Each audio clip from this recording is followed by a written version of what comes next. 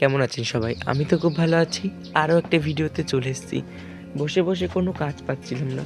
ভাবছি কি করব? তো বসে, বসে ভাবতে হঠাৎ আমার মাথায় বুদ্ধি এলো যে আমি তো একটা মাটির থালার ডিজাইন করেছি।